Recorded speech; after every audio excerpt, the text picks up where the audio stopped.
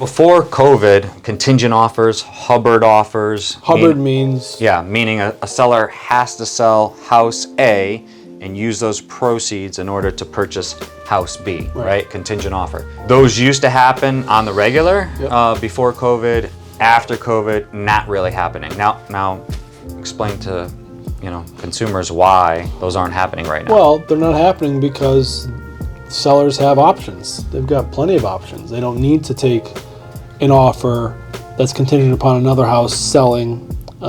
They can just take a clean offer with no contingencies. Sure. A Hubbard contingency, the seller's taking a lot of risk by taking that offer. Right? And I was going to say, it's a risk assessment on the seller's part. Yeah, and they're not necessarily taking their house off the market, because if it's just a straight Hubbard clause, that means that the seller has accepted an offer, it's got a Hubbard, they can continue marketing their home, the seller and accepting other offers. They can't accept another Hubbard, but they can accept other stronger offers. A Hubbard under contract means that the buyer is presenting an offer that has a contingency that says that their house needs to close, but it's already under contract. So that's a Hubbard under contract. And that means that the house that they're buying can go officially under contract. What if a seller comes to you and says, hey, listen, I need the proceeds from my current home to buy the next home, right? So obviously the conversations I'm having with my sellers is, okay, what's the backup plan? Because those aren't happening, and you're gonna be very frustrated with the purchase process, right? Because you're gonna lose almost every deal you submit an offer on. Yeah. And unfortunately, if we do get a contingent offer accepted, it's on a house that's been on the market for 30 plus days. Totally. And sometimes needs a lot of work, and you really got to dive into why a seller's accepting that in the first place, right? Yeah. So conversations we're having sellers that say they need the proceeds of their current home is, okay, what's the backup plan? Obviously the obvious conversation is, do you have a family member to move in with, right? Or can we do a rent back option?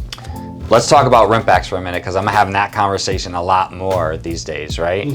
So, to free up those proceeds from house A, if you will, and so they can buy house B, sometimes we can close house A, and then the sellers can actually rent back from the buyer for really maximum of 60 days, right? Why is it 60 days?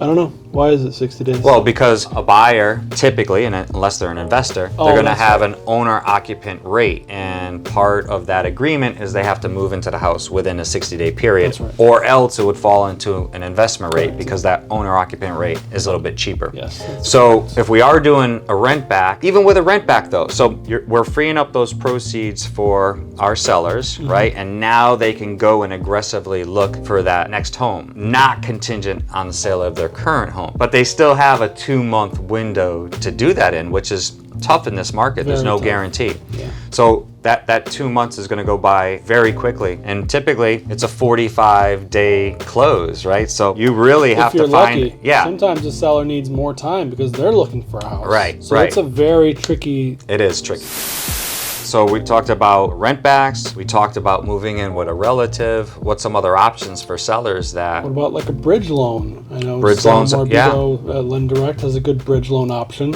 Absolutely. Yeah, where they can purchase the next house without having to sell their current house, even if they don't have the funds to do so. Right. And they wouldn't count the debt of house A when they're purchasing house B. So a type of bridge loan is an option. If you can align yourself with the right lender who has the tools to do something like that, that's great. I know William Ravis Mortgage also has that option. So short-term rentals happening? Short-term rentals, So they sell their home, they get the proceeds, they move into a short-term rental until they can find the house that suits their needs. Yeah, I'm not seeing too many short-term rentals, are you?